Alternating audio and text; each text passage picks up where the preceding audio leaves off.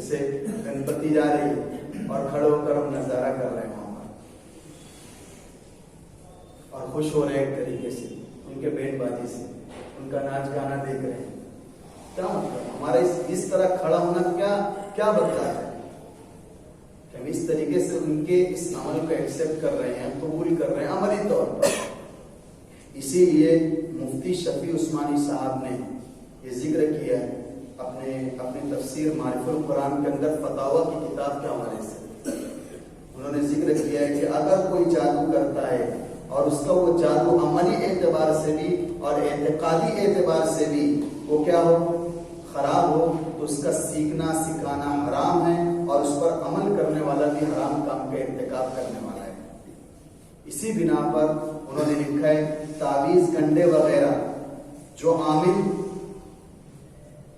انجام دیتے ہیں اور ان میں شیاطین کی مدد لیتے ہیں، جناتوں کی مدد لیتے ہیں کہ یہ کام انجام دو، اللہ کی مدد اس میں طلب نہیں کرتے، شیاطین کی مدد طلب کرتے ہیں اور جناتوں کی مدد طلب کرتے ہیں، تو انہوں نے لکھا یہ بھی حرام ہے. اگر ان کے پڑھائی کے جو الفاظ ہیں وہ مشتبہ ہے، سمجھ میں نہیں آتے سننے والوں کو قرآن کی آیت پڑھ رہے کہ کیا پڑھ رہے ہیں، انہوں نے لکھا ہے اگر ان کے الفاظ مشتبہ ہو اور معنی معلوم بھی نہ ہو اور اس کے اندر شیاطین کا اور جناتوں سے مدد لینے کا احتمال ہو تو بھی یہ بھی حرام ہے. یہ بھی حرام ہے.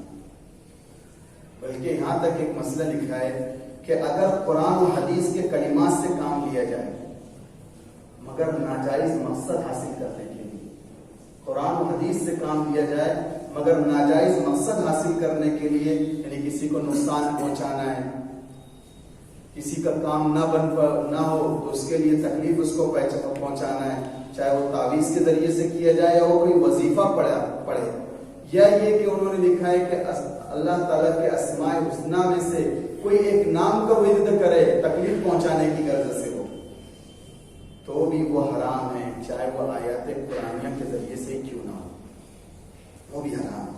اور یہ فتاوی عالمگیر اور فتاوی قاضی خان وغیرہ سے کی کتاب کا انہوں نے حوالہ بھی دیا ہے. تو بہرحال بہت سوچ سمجھ کر قدم اٹھانا چاہیے. گزشتہ درس میں نے آپ لوگوں کو بتلایا تھا کہ دیکھیے بہت سارے ایسے دین کے لبادے کے اندر ساحر اور جادوگر چھپے ہوئے ہیں، مجھے ایک مرتبہ بتلایا گیا فلاں شخص سے جا رہے ہیں، ان کو میں نے صبح کے وقت مندر میں دیکھتا ہوں. ایک عامل صاحب آج سے تقریباً 10 سال سے 12 سال پہلے مجھے بتلایا تھا کہ ایک ڈائن آئی، یعنی جادو کرنے والی، بہرحال مریضہ بن کر آئی اور کہنے لگی کہ مجھے یہ تکلیف رہتی ہے، مجھے ہمارے گاؤں کا واقعہ نہیں اس لیے کھل کر سنا رہا ہوں باہر کا. وہ ڈائن آئی کہنے لگی کہ مجھے یہ تکلیف رہتی ہے، وہ تکلیف، بے پناہ تکلیفوں کا شکار تھی. سنیے، بے پناہ تکلیف. اللہ تعالیٰ جب کوئی کسی کا برا کرتا ہے تو ان کو چھوڑتا نہیں ہے، رات کی نیندیں حرام کر دیتا ہے. موت بھی ایسے نکلتی ہے جیسے کانٹوں پر سے کپڑا کھینچ دیا جائے، اور ایسے ذلت سے مرتے ہیں جو لوگ دوسروں کا برا کرنا چاہتے ہیں. بہرحال وہ خاتون آئی اور کہنے لگی کہ عامل صاحب مجھے یہ ہوتا ہے. کچھ بولی نہیں، پھر یہ بتلانے لگی کہ یہ اس طریقے سے ہوتا ہے. انہوں نے کہا کہ بیٹھیے میں تھوڑا سی ورد کر لیتا ہوں قرآن آیت کا. مفتی صاحب تھے، دارالعلوم دیوبند سے فارغ تھے، بہت احتیاط سے وہ عمل کرتے تھے. بہرحال جب دیکھا تو ان کی پڑھائی میں جو کچھ بھی آیا اللہ تعالیٰ نے جو بھی کھولا، انہوں نے کہا سچ بتانا آپ کون ہیں، اچھے زیورات پہنے ہوئی ہے، اچھے کپڑے میں ملبوس ہے. نہیں میں کچھ نہیں ہوں، میں کچھ تو بھی آپ نے کچھ کام انجام دیا ہوگا جس کی وجہ سے تکلیف ہو رہی ہے. بہرحال انہوں نے کہا کہ برسوں پہلے میں نے کچھ غلط کام اختیار کیا، کسی کو ایذا پہنچانے کے لیے انتقام لینے کی غرض سے انتقام لے چکی ہوں. اب میں اللہ کی آزمائش کا شکار ہو چکی ہوں، بس یہ عمل مجھ سے ختم ہو جائے یہ کیجیے. نہیں وہ تو عمل تمہارے اوپر عذاب بن گیا، میرے اندر اتنی طاقت نہیں کہ میں ختم کر سکوں.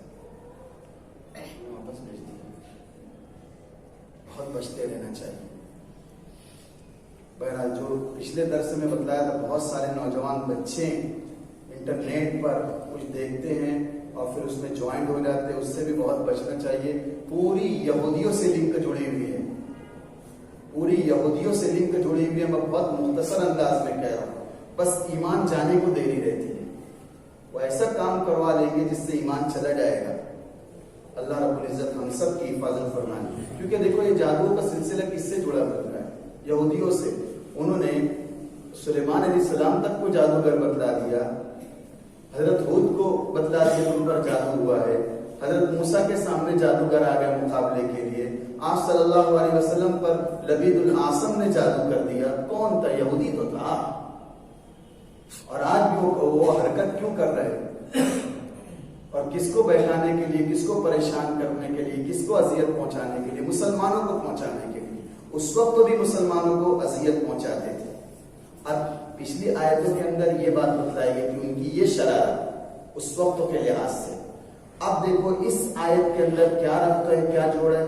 اب یہ بتلایا جا رہا ہے کہ ان کی دوسری شرارت، ان کے اندر اس آیت کے اندر ان کی اخلاقی پستی کا ذکر ہو رہا ہے. وہ یہ بتلا رہے ہیں کہ اس سے کوئی جسمانی تکلیف نہیں پہنچاتے تھے، بلکہ انبیاء علیہ السلام کو ذہنی اذیت بھی دیا کرتے تھے.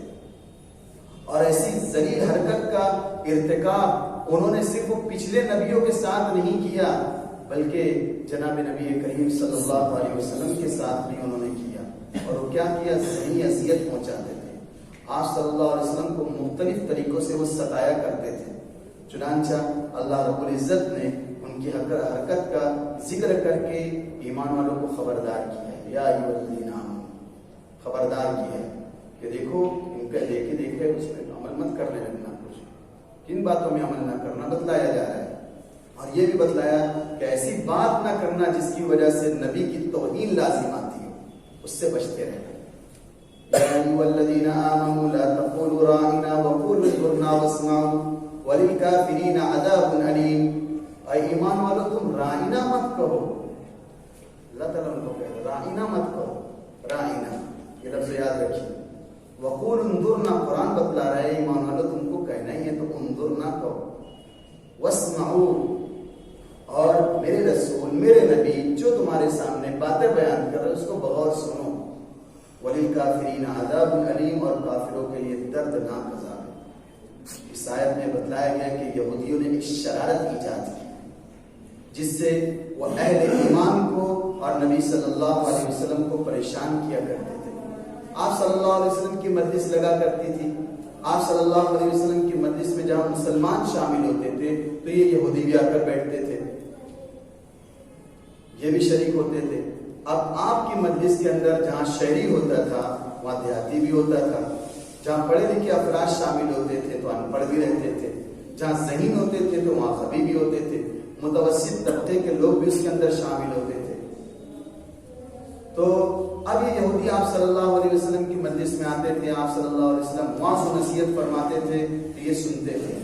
اگر کوئی دور بیٹھا ہوتا تھا ان کو کوئی بات نہیں سمجھ میں آتی تھی تو کہتے تھے راعنا یا محمد، راعنا یا محمد. یعنی دور بیٹھے ہیں آواز سنائی نہیں دی، کیا کہا آپ صلی اللہ علیہ وسلم نے سنائی نہیں دی تو کہتے تھے راعنا یا محمد. اس کا یہ عربی زبان کا لفظ ہے.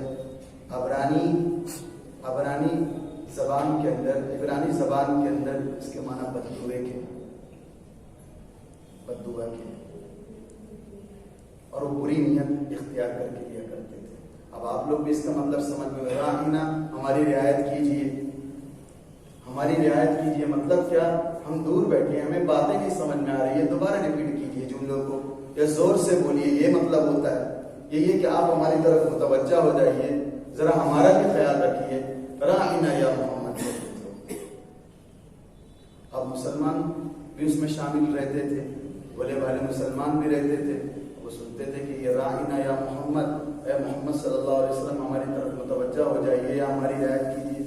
اچھا جملہ ہے تو مسلمان بھی کہتے تھے. جب ان کو کچھ سمجھ میں نہیں آتا تھا، کچھ پوچھنا چاہتے تھے راعنا، راعنا کا لفظ بولتے تھے.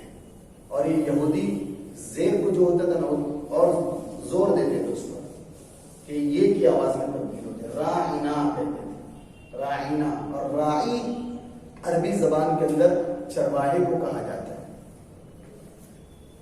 اے ہمارے چرواہ. یعنی آپ صلی اللہ علیہ وسلم کو مخاطب کرتے تھے تو بدنیتی سے اور ہنستے تھے.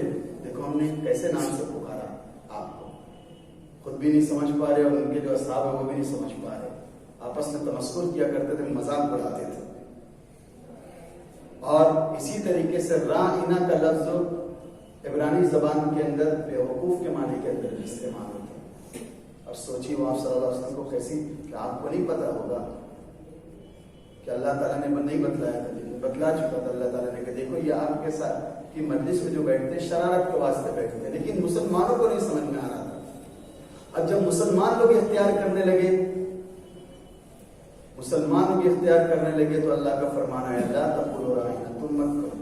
اس مجلس کے اندر حضرت سعد بن معاذ بھی شہید تھے. جب یہ راعنا کہتے تھے نا, کیا دیکھتے ہیں کہ ان کو کوئی بات سمجھ میں نہیں آ رہی ہے یا ان تک آواز نہیں پہنچتی ہے, تو یہ راعنا کا لفظ کہتے ہیں اور اپنے آپ میں ہنستے ہیں. اب یہ سعد بن معاذ جو تھے یہ یہودیوں کی زبان جانتے تھے, سمجھتے تھے, وہ سمجھ گئے.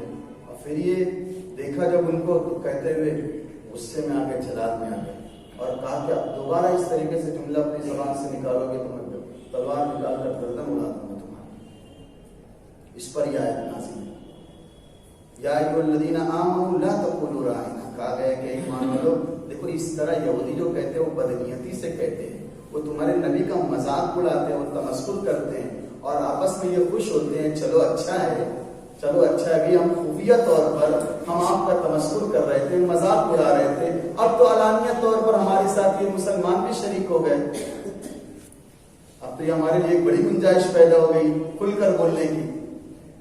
تو مسلمانوں کو منع کیا گیا, دیکھو راعنا مت کرو, وقولوا انظرنا واسمعوا. تم کیا کہو اس جگہ, انظرنا, ہمارے اوپر نظر کرم فرمائیں, ہماری طرف متوجہ ہو جائیں گے. انظرنا کہو, اب یہ سیدھا سادہ لفظ ہے, یہ کہو.